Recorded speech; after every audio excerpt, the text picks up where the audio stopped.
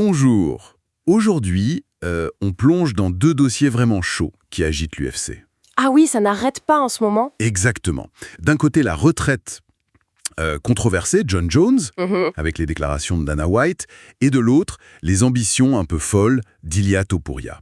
Oui, deux situations explosives. On va essayer de décortiquer un peu tout ça, surtout les non-dits entre les combattants et l'organisation. Allez, on commence direct avec les poids lourds. Alors, Dana White, le boss de l'UFC, qui sort après l'UFC L vs Roundtree Jr.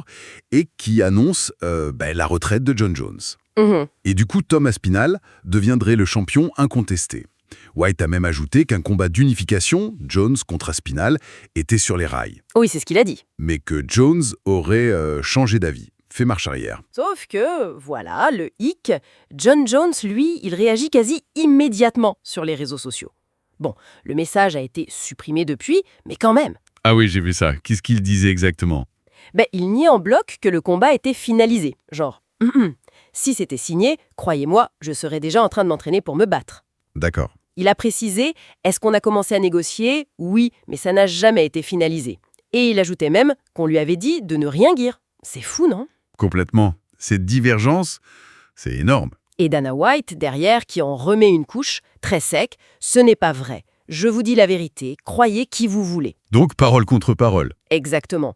On a la version officielle de l'UFC et celle, supprimée, du combattant lui-même. Ça laisse la ceinture poids lourd dans un flou. Un flou total. On ne sait plus qui croire, ni ce qui va se passer. Est-ce que c'est une tactique de Jones pour négocier? C'est une possibilité. Ou un simple malentendu qui a dégénéré publiquement. Difficile à dire pour l'instant. Mais ce qui est sûr, c'est que l'UFC, eux, ils avancent. Ils semblent acter cette retraite et préparent la suite pour Aspinall. Oui, on parle d'un combat pour lui pendant l'International Fight Week, c'est ça? Tout à fait, et le nom de Cyril Gane revient beaucoup comme adversaire potentiel. Donc l'organisation trace sa route. Malgré l'ombre de Jones qui plane. C'est ça. Cette affaire montre bien les tensions qui peuvent exister, surtout avec des superstars en fin de carrière. La communication, c'est pas toujours simple. Clairement. Bon, passons à l'autre phénomène du moment. Ilia Topuria.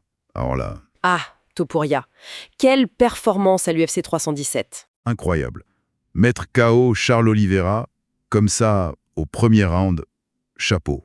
Et hop, il prend la ceinture des légers, en plus de celle des plumes qu'il avait déjà. Double champion, toujours invaincu. C'est juste énorme. Mais le plus fou, c'est qu'il ne compte pas s'arrêter là. El Matador, il vise carrément une 3e ceinture. Oui, chez les welters, les moins de 77 kilos, c'est une ambition qu'il avait déjà avant même de battre Oliveira d'ailleurs. Il disait manquer de défi, c'est ça. 3 ceintures en même temps. Historique. Absolument.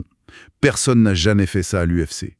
Détenir 3 titres mondiaux simultanément, ce serait du jamais vu. Mais Il y a un mais. oui, il y a un petit bémol. Topuria a lui-même révélé un truc intéressant. Apparemment, l'UFC lui aurait demandé une sorte de faveur. Une faveur. C'est-à-dire de ne pas annoncer tout de suite, juste après sa victoire, son intention de monter chez les welters. Il aurait promis de tenir parole pour le moment. Ah d'accord. Et pourquoi l'UFC lui demanderait ça, à votre avis? Pour temporiser? Plusieurs pistes.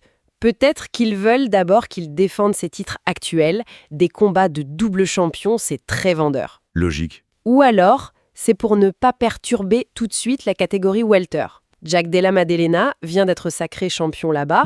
Et il y a aussi l'ombre d'Islam Makhachev qui pourrait monter. Donc peut-être une manière de gérer le timing, de maximiser l'intérêt et les revenus. Ça montre bien cette tension entre l'ambition personnelle d'un athlète qui veut marquer l'histoire Tout à fait. et la stratégie globale de l'organisation qui doit gérer tout son roster, toutes les catégories. C'est exactement ça. D'un côté, on a ce quasi-chaos chez les lourds avec des déclarations qui sèment le doute. Oui. Et de l'autre, une ambition monumentale, historique même, qui est mise en pause, disons, par la promotion.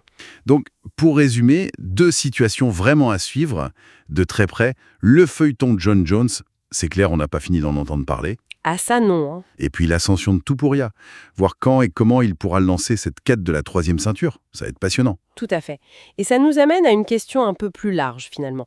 Au-delà des combats eux-mêmes, comment est-ce que ces jeux de pouvoir en coulisses, ces négociations, parfois ces clashs publics entre les stars et l'UFC, comment tout ça façonne en réalité l'avenir des divisions, les opportunités pour les autres combattants? C'est souvent là, dans ces dynamiques un peu cachées, que s'écrit la prochaine page de l'histoire de ce sport, non?